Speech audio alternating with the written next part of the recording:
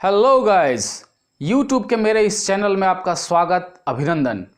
आज हर्ष की बात है कि 10th क्लास का नागरिक समाप्त होने जा रहा है।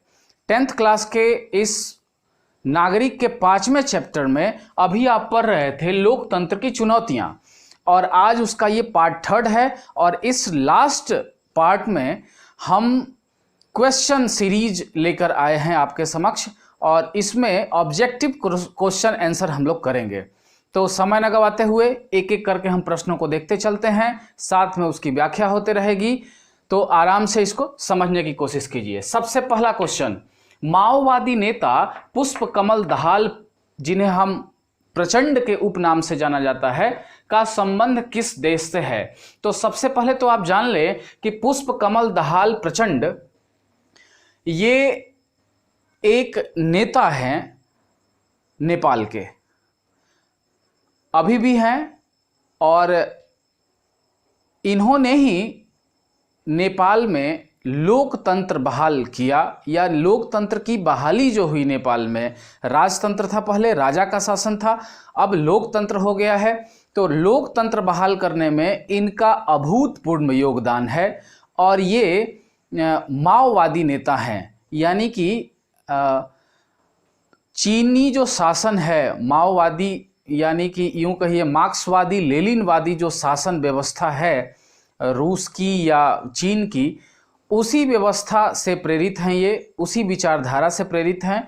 और अपने देश में लोकतंत्र तो इन्होंने बहाल किया, परंतु ये मार्क्सवादी लेनिनवादी विचारधारा से प्रेरित होने के कारण चीन की ओर इनका झुकाव ज़्यादा होता है। और वर्तमान समय में आप देख रहे हैं नेपाल से हमारे संबंध में कुछ खटास आई है। तो ये सब परिणाम है, चीन का प्रभाव है इन पर।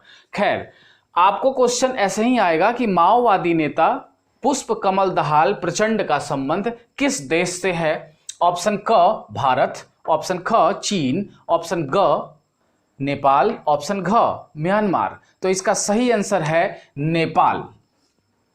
नेपाल से संबंध है पुष्प कमल दहाल प्रचंड का, और नेपाल में लोकतंत्र की बहाली में इनका योगदान बहुत ज्यादा है। चलिए आते हैं अब दूसरे नंबर पे।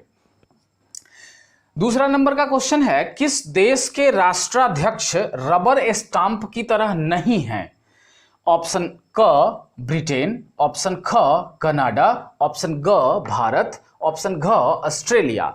तो सबसे पहले आप इस शब्द को समझिए, रबर स्टाम्प क्या होता है। राष्ट्राध्यक्ष का मतलब राष्ट्र का अध्यक्ष, देश का सर्वोच्च यानी कि राष्ट्रपति। और रबर स्टाम्प का मतलब है कि ऐसा राष्ट्रपति या ऐसा राष्ट्राध्यक्ष, देश का कमान ऐसे व्यक्ति के हाथ में जो किसी और के दिमाग से चलता हो या किसी और के इशारे पर चलता हो, उसका अपना विवेक बहुत ज़्यादा नहीं हो, या हो भी तो वो उसको चला नहीं पा रहा हो, और दूसरे के इशारे पर चलने का काम वो करता हो।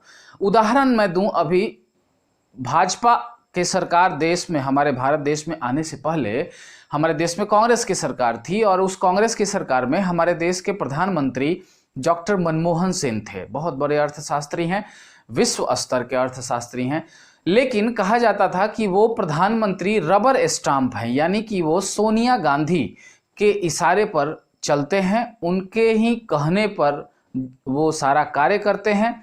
तो उनको रबर स्टाम्प प्रधानमंत्री कहा जाता था। तो रबर स्टाम्प का मतलब है सिर्फ कागज पत्तर आया और उस पर आप मुहर लगा रहे हैं, सिर्फ आपका मुहर लग रहा है उस पर। आप कागज पे क्या लिखा हुआ है, क्या आदेश है, उसको आप समझने की कोशिश नहीं कर रहे हैं, या आप समझ के भी कुछ नहीं कर सकते हैं। तो रबर स्टाम्प एक ऐसा राष्ट्राध्यक्ष होता है, या रबर स्टाम्प टाइप का जो राष्ट्राध्यक्ष है वो क्या कहते हैं कि पावरलेस व्यक्ति होता है, और पावर किसी और का होता है, और ये सिर्फ एक मुखौटा बना होता है, इसको सिर्फ आगे रखा जाता है, और इसके स्टाम्प यानी कि इसके मुहर से ही सारे कार्य संपादित किए जाते हैं। खैर, तो किस देश का राष्ट्राध्यक्ष रबर स्टाम्प की तरह है? तो वो भारत, इसका आंसर सही होगा भारत। भारत के राष्ट्राध्यक्ष जो हैं वो रबर स्टाम्प की तरह नहीं है, ठीक है, रबर स्टाम्प की तरह नहीं है भारत के राष्ट्राध्यक्ष। अब आते हैं तीसरे प्रश्न की ओर। किस देश में कैथोलिक व प्रोटेस्टेंट की धार्मिक कट्टरता ने हिंसक धार्मिक संघर्ष को जन्म दिया? क्वेश्चन पहले समझिए। कैथोलिक और प्रोटेस्टेंट ये ईसाई धर्म का दो भाग है और इनकी धार्मिक कट्टरता यानी कि इनकी आपस में जो लड़ाई है प्रोटेस्टेंट और कैथोलिक की, इस लड़ाई ने किस देश में हिंसक संघर्ष का रूप ले लिया, यानी कि आपस में हिंसा कर बैठे, ये तानातानी इतना ज़्यादा हो गया कि आपस में ये लोग लड़ाई झगड़े पर उतारू हो गए। ऐसा किस देश में हुआ? आपकी पार्ट से पर आधारित है। ऑप्शन क ईरान, ऑप्शन ख इराक, ऑप्शन ग भारत या ऑप्शन घ उत्तरी आयरलैंड। तो इसका सही आंसर है ऑप्शन घ उत्तरी आयरलैंड। उत्तरी आयरलैंड पहले भी बता चुका हूं मैं जब अध्याय पढ़ा रहा था। उत्तरी आयरलैंड में ईसाई धर्म के सभी लोग हैं, परंतु कुछ लोग प्रोटेस्टेंट हैं और कुछ लोग कैथोलिक हैं। इस कारण आपस में वो लोग झगड़ा करते रहते हैं। विचारधारा की लड़ाई है तो झगड़ा करते रहते हैं, तो ये कभी कभी हिंसक हो जाता है, मारधार और मतलब क्या खून बह जाता है। अब आते हैं 4 नंबर क्वेश्चन पे। 4 नंबर क्वेश्चन कह रहा है कार्यपालिका में ऊर्जा होनी चाहिए तो विधायिका में दूरदर्शिता, जबकि न्यायपालिका में सत्य के प्रति निष्ठा और संयम होना चाहिए। यह कथन किनका था? ऑप्शन क अब्राहम लिंकन, ऑप्शन ख अलेक्जेंडर हैमिल्टन, ऑप्शन ग लुई ब्लॉ या ऑप्शन घ सभी। तो अध्याय पढ़ाते वक्त मैंने बताया था कि ये कथन अलेक्जेंडर हैमिल्टन का है, तो सही आंसर है अलेक्जेंडर हैमिल्टन। ये अमेरिका के रहने वाले व्यक्ति थे, अब एक्सपायर हो चुके हैं, उनकी मृत्यु हो गई है। तो अलेक्जेंडर हैमिल्टन वो व्यक्ति अमेरिका के थे जिन्होंने अमेरिका का संविधान लिखने में सहयोग किया था, या अमेरिकी संविधान लिखने में इनका भी योगदान था। तो उन्होंने लोकतंत्र के बारे में कुछ इस तरह के वाक्य कहे थे। अब आते हैं 5वें नंबर क्वेश्चन की ओर। 5वां नंबर क्वेश्चन कह रहा है जनरल पिनोशे का संबंध किस देश से है? जनरल पिनोशे का संबंध किस देश से है? ऑप्शन क घाना, ऑप्शन ख पोलैंड, ऑप्शन ग चिली या ऑप्शन घ जापान। तो इसका सही आंसर है ऑप्शन ग चिली। जनरल पिनोशे इनका संबंध चिली देश से है और चिली जो देश है वो दक्षिण अमेरिका का एक छोटा सा देश है जिसकी राजधानी सैंटियागो है और यहीं के ये जनरल हैं। तो उनकी कहानी मैं अध्याय में बता चुका हूँ, पिछले के अध्यायों में भी इसकी चर्चा है कि किस तरह से लोकतंत्र बहाली के लिए संघर्ष होता है और पिनोशे का उसमें क्या योगदान था। चलिए अगले क्वेश्चन पर आते हैं। क्वेश्चन नंबर 6, लोकतंत्र जनता के द्वारा और जनता के लिए किया गया शासन है, यह कथन किनका था? ऑप्शन क अरस्तु, ऑप्शन ख अब्राहम लिंकन, ऑप्शन ग रूसो या ऑप्शन घ ग्रीन। तो इसका सही आंसर है ऑप्शन ख अब्राहम लिंकन। ये बहुत ही मकबूल वाक्यांश है लोकतंत्र की परिभाषा से संबंधित। कई बार मैं बता भी चुका हूं या बहुतों को याद भी होगा। अब आते हैं 7वें नंबर क्वेश्चन पर। क्षेत्रवाद की भावना का कुपरिणाम क्या है या कुपरिणाम कौन सा है? क्षेत्रवाद की भावना का कुपरिणाम क्या है? ऑप्शन क अपने क्षेत्र से लगाव, ऑप्शन ख राष्ट्रहित, ऑप्शन ग राष्ट्रीय एकता या ऑप्शन घ अलगाववाद। तो सबसे पहले शब्द ये प्रश्न को समझिए। क्षेत्रवाद क्या होता है? अपने क्षेत्र के लोगों को ही जब लोग आगे बढ़ता हुआ देखना चाहता है, उन्हीं को नेतृत्व करते हुए देखना चाहता है और ज़्यादा प्राथमिकता अपने ही क्षेत्र वाले को जब लोग देने लगता है तो ये भावना क्षेत्रवाद कहलाती है। अब क्षेत्रवाद जब ये प्रबल हो जाता है, क्षेत्र के प्रति जब आपकी आस्था बहुत ही प्रबल हो जाती है तो आप हर जगह पे अपने ही क्षेत्र के लोगों को देखना चाहते हैं, बाकी क्षेत्रों के लोगों से आपको एलर्जी होने लगती है, उन पर आप हमले करते हैं या उनसे झगड़े आपके होने लगते हैं, तो ये भावना क्षेत्रवाद कहलाती है। अब इसका कुपरिणाम क्या होता है, यानी कि बुरा परिणाम क्या है? तो इसका बुरा परिणाम है ऑप्शन घ, अलगाववाद। अलगाववाद मतलब देश टूटने लगता है, बिखरने लगता है, अलग होने लगता है। तो क्षेत्रवाद से हमारा यूपी और बिहार तो ज़्यादा प्रभावित नहीं है, परंतु महाराष्ट्र बहुत ज़्यादा प्रभावित है, क्योंकि महाराष्ट्र में आए दिन यूपी और बिहार वाले को क्षेत्रवादी भावना के कारण उनके साथ हिंसक घटनाएं होती हैं। महाराष्ट्र वाले मराठी लोग बिहार यूपी वाले को सताते हैं, पीटते हैं या भगाने की कोशिश करते हैं, तो उनको ऐसा लगता है कि ये मेरा राज्य है और तुम यहाँ क्या कर रहे हो, तुम यहाँ से भागो। ये भावना जो है वो क्षेत्रवाद वाली भावना है उनके अंदर, जबकि कानून या संविधान ये कहता है कि भारत का कोई भी नागरिक भारत के किसी भी क्षेत्र में जीविका उपार्जन के लिए रह सकता है या ज़मीन खरीद सकता है, निवास कर सकता है। पहले जम्मू कश्मीर इसमें नहीं था, लेकिन अब जम्मू कश्मीर भी इसमें आ गया। तो ये 7वां नंबर क्वेश्चन था, इसका आंसर है अलगाववाद। अब आते हैं 8वें नंबर क्वेश्चन की ओर। 8वां नंबर क्वेश्चन है कि भारतीय राजनीति में महिलाओं को कितना प्रतिशत आरक्षण की मांग की गई है? भारतीय राजनीति में महिलाओं को कितने प्रतिशत आरक्षण की मांग की गई है? ऑप्शन क 15%, ऑप्शन ख 30%, ऑप्शन ग 33% या ऑप्शन घ 40%। तो यहां मैं आपको बता दूं कि महिलाओं के आरक्षण यानी कि संसद में या लोकसभा में उनके भी प्रतिनिधि रहें, इसकी मांग 1996 में मोरारजी देसाई की सरकार थी, मोरारजी देसाई प्रधानमंत्री थे।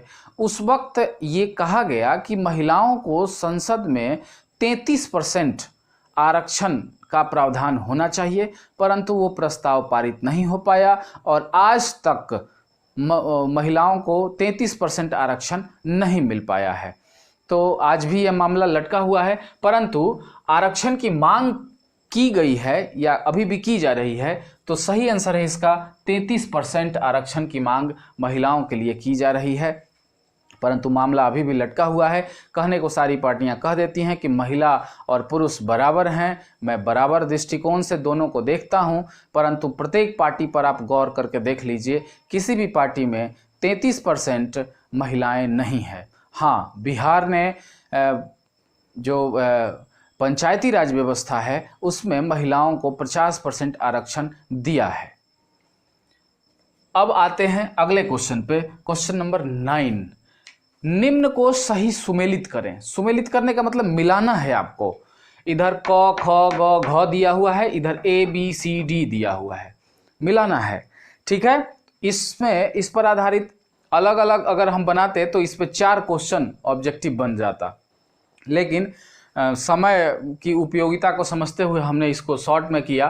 तो यहाँ आप समझिए कि ये 4 नंबर का क्वेश्चन है, अलग अलग अगर आएगा तो।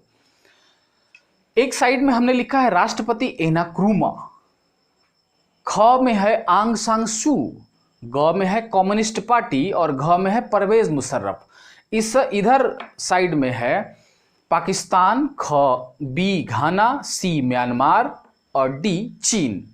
तो एक एक करके हम इसको मिलाते हैं। पहला जो है क, राष्ट्रपति एनाक्रूमा, इनका संबंध किस देश से है? तो राष्ट्रपति एनाक्रूमा का संबंध है घाना से। घाना यह अफ्रीका महादेश का एक देश है और वहीं से राष्ट्रपति क्रूमा का संबंध होता है। तो लोकतंत्र बहाली में ये कहानी आई थी और इनका नाम काफ़ी ऊपर आया था। तो जब भी मिलाएंगे आप राष्ट्रपति एनाक्रूमा को घाना से मिलाएंगे। अब आते हैं ऑप्शन नंबर ख, आंग सांग सू। आंग सांग सू ये महिला हैं और लोकतंत्र की बहाली में इनका अहम योगदान रहा है। ये म्यांमार की रहने वाली हैं और म्यांमार में शुरू जब म्यांमार 1946 में आज़ाद हुआ उसके बाद वहाँ लोकतंत्र बहाल हुआ, परंतु बाद में वहाँ के राष्ट्रपति की हत्या कर दी गई और उसके बाद वहाँ पर सैनिकों का शासन हो गया। लंबे समय तक सैनिकों के शासन रहा, जिसका विरोध ये आंग सान सू कर रही थी और वो पुनः म्यांमार में लोकतंत्र की बहाली की बात कर रही थी। इसके कारण आंग सान सू को लगभग 15 वर्षों तक घर ही में कैद रखा गया, विभिन्न तरह की यातनाएं दी गईं। इसी बीच उनके पति की मृत्यु भी हुई। खैर, बाद में आंग सान सू की विचारधारा यानी कि लोकतंत्र की जीत हुई और आंग सान सू को छोड़ा गया। उसी बीच इन्हें विश्व शांति का अवार्ड भी मिला और बाद में म्यांमार में लोकतंत्र की बहाली हुई। तो आंग सान सू ये एक महिला हैं और इनका संबंध म्यांमार से है। म्यांमार भारत के पूर्व में स्थित एक देश है जहाँ पर ज़्यादातर लोग बौद्ध धर्म के हैं। पैगोड़ा वहाँ के दर्शनीय स्थानों में से एक है और अभी वर्तमान समय में रोहिंग्या मुसलमान का जो मामला है, इसका संबंध म्यांमार से ही है। म्यांमार का पहले नाम वर्मा था और यहाँ का एक बड़ा ही मकबूल यहाँ एक शहर है रंगून, और उस पर आप गाना भी सुने होंगे कि मोर पिया गए रंगून। तो इस तरह से गाने हैं इस पर, बड़ा मकबूल हुआ था ये गाना। खैर, तो आंग सान सू जब भी आए तो आप म्यांमार इस पर टिक लगाइएगा, ठीक है। अब आते हैं ग पर। ग है कम्युनिस्ट पार्टी। कम्युनिस्ट पार्टी का संबंध इनमें से किससे है? तो कम्युनिस्ट पार्टी का संबंध है चीन से। चीन कम्युनिस्ट पार्टी वाला देश है या कम्युनिज्म वाला देश है चीन, तो कम्युनिस्ट पार्टी को आप चीन से लगाएंगे। अब आते हैं घ, परवेज मुशर्रफ। परवेज मुशर्रफ को आप लगाएंगे पाकिस्तान से। परवेज मुशर्रफ पाकिस्तान के राष्ट्रपति रह चुके हैं, सेना अध्यक्ष रह चुके हैं और जेल भी जा चुके हैं। तो परवेज मुशर्रफ का संबंध पाकिस्तान से है। ये सभी के सभी आपके इस अध्याय में पढ़ना था, छोटे छोटे रूप में पढ़ना था कि किस तरह से लोकतंत्र किस किस देशों में खत्म हुआ या उस पर हानि हुई या उसको मिटाने की कोशिश की गई और पुनः कैसे लोकतंत्र बहाल हुआ। तो तमाम देशों का वो ये ब्यौरा था, छोटे छोटे। तो जब भी यहाँ से क्वेश्चन आएंगे 1 नंबर का ही आता है, इसलिए मैंने 1 नंबर टाइप का क्वेश्चन आपके लिए छांट रखा। और जो भी क्वेश्चन अगर आएगा 1 नंबर का, वो यहाँ से ज़्यादा नहीं आएगा। तो आप इतने ही पर ध्यान दीजिए। अगला क्वेश्चन पे आते हैं हम लोग। 10 नंबर क्वेश्चन, नेल्सन मंडेला का संबंध किस देश से है? नेल्सन मंडेला का संबंध किस देश से है? ऑप्शन क ब्राजील, ख इटली, ग दक्षिण अफ्रीका और घ कोई नहीं या इनमें से कोई नहीं। तो इसका सही आंसर है दक्षिण अफ्रीका। नेल्सन मंडेला दक्षिण अफ्रीका में लोकतंत्र की बहाली और रंग भेद की नीति के विरोध करने वाले पहले नेता और दक्षिण अफ्रीका के पहले राष्ट्रपति या पहले अश्वेत राष्ट्रपति। अश्वेत का मतलब काले रंग के वो थे। दक्षिण अफ्रीका के लोग मूलतः निग्रो प्रजाति के हैं और ये प्रजाति के लोग काले होते हैं। तो दक्षिण अफ्रीका में गोरा काला को लेकर काफ़ी झड़प था, काफ़ी झगड़े होते थे। तो काले लोगों को उनका अधिकार मिले, उन्हें भी समान अधिकार मिले, इसके लिए नेल्सन मंडेला ने लंबा संघर्ष किया। बहुत लंबे समय तक ये जेल काटे और उसके बाद जब समान अधिकार मिला और देश में लोकतंत्र की बहाली हुई, इन लोगों की सरकार बनी, तो नेल्सन मंडेला पहले अश्वेत राष्ट्रपति बने दक्षिण अफ्रीका के। अभी उनकी मृत्यु हो गई है। तो नेल्सन मंडेला का संबंध दक्षिण अफ्रीका से है, ठीक है। तो ये 10 क्वेश्चंस जो हमको हिट लगा इस अध्याय का, वो मैंने आपके सामने प्रस्तुत किया। अगर 1 नंबर का क्वेश्चन जहां भी टच करेगा वो इसी 10 में से कहीं ना कहीं से टच करेगा, नहीं तो और इससे ज़्यादा इंपॉर्टेंट क्वेश्चन इस अध्याय में नहीं है। अब एक चीज़ इस अध्याय का छूटा हुआ है, वो है कैश मेमो। कैश मेमो यानी मूल्य रसीद, इस पर चर्चा करनी छूट गई थी। तो अभी मैं बता दे रहा हूँ कैश मेमो क्या है, मूल्य रसीद क्या है। ऐसे सिंपल भाषा में आप समझ लीजिए कि आप जब दुकान पे जाते हैं तो दुकानदार से कोई सामान लेते हैं और सामान लेके आप कहते हैं कि आप रसीद बना दीजिए हमारा, तो रसीद बना दीजिए यानी बिल बना दीजिए, वही बिल जो है वो कैश मेमो है। ठीक है, तो अगर परिभाषित करने के लिए परीक्षा में आए तो क्या लिखिएगा आप, वस्तु खरीदने वाला व्यक्ति या सेवा प्राप्त करने वाला व्यक्ति उसके बदले में जो रुपया पैसा या धन चुकाता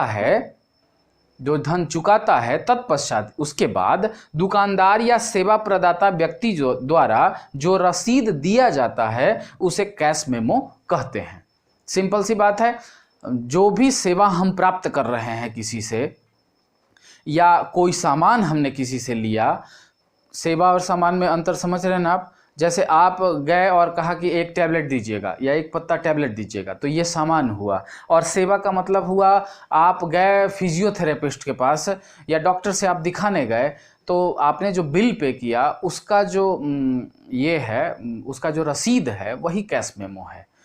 तो सेवा प्रदाता या व्यक्ति कोई भी सामान खरीदता है या कोई भी सेवा प्राप्त करता है, और जब जिससे आपने सेवा प्राप्त किया है वो व्यक्ति या वो दुकानदार जो आपको रसीद काट के देता है, उसका बिल बना के देता है, वही कैश मेमो है।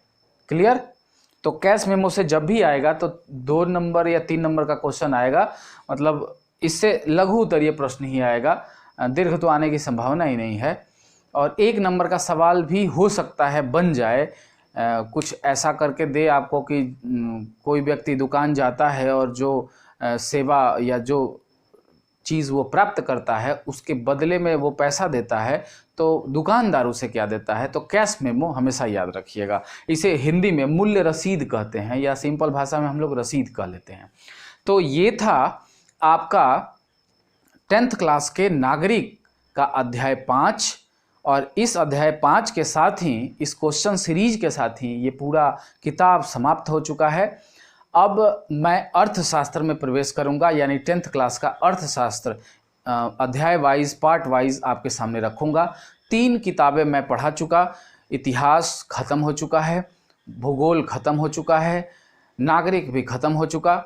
अब सिर्फ एक किताब रह गया है 10th क्लास के सोशल साइंस में, और वो है अर्थशास्त्र। वो भी हम उम्मीद करते हैं कि आने वाले परीक्षा तक तो ज़रूर समाप्त हो जाएगा। तो इसी तरह आप पढ़ते रहिए मन लगाकर। हमारे चैनल को लाइक कीजिए, शेयर कीजिए, सब्सक्राइब कीजिए। बहुत बहुत धन्यवाद।